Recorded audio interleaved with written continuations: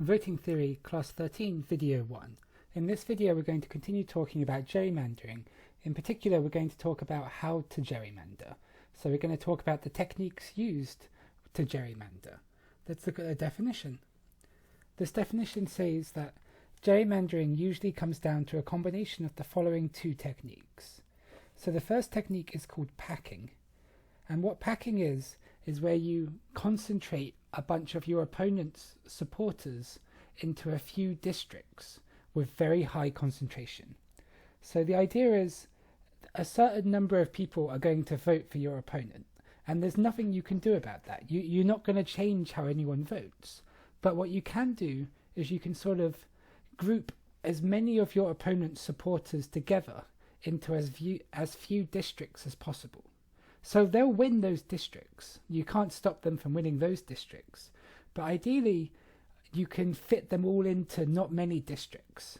So they only win a few districts. So you want to pack as many of your opponent's supporters into as few districts as possible.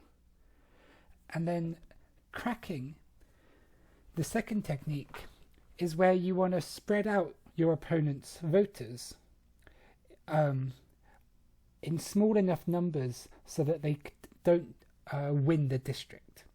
So if your opponent wins 40% in a district, then they don't win that district.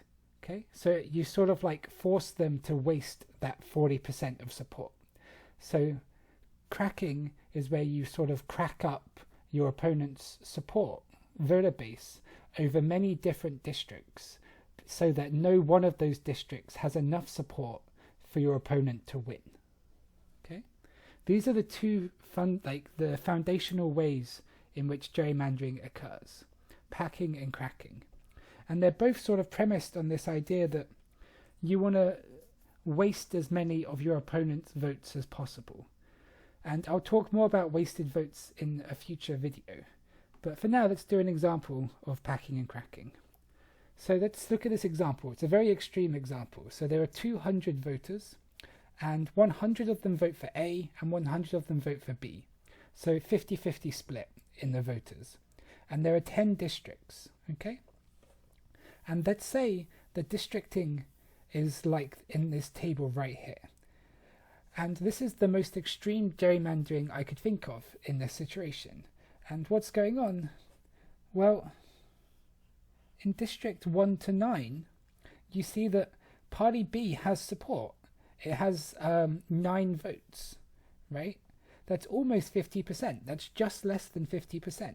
So you would say that Party A cracked Party B's supporters over the districts 1 to 9. And then in District 10, Party B wins by a landslide. Party B wins by many, many points, right? Way more than was actually necessary. I mean, to win, you just need 11, right? Each district has 20 voters, so the winning number is 11. You just need at least 11. But by making it so 19 people vote for B, you've packed a bunch of Party B's supporters into District 10. And it sort of means that, of these 19 people, 8 are wasted votes, right? Because the B would have won with 11 supporters, but it's got 19. So there's a surplus of 8 votes. And in the cracked districts, each one of these 9 votes is wasted because B lost each one of these elections. Okay, so this is packing and cracking, and this is the most extreme example of gerrymandering I could think of in this case, because A wins 9 seats and B wins 1 seat. Even though A and B both got the exact same number of votes, A wins 9 times as many seats as B. Okay, that's how strong gerrymandering can be. Gerrymandering really can enormously influence the outcome of these types of elections. That's the end of this example, and that's the end of this video.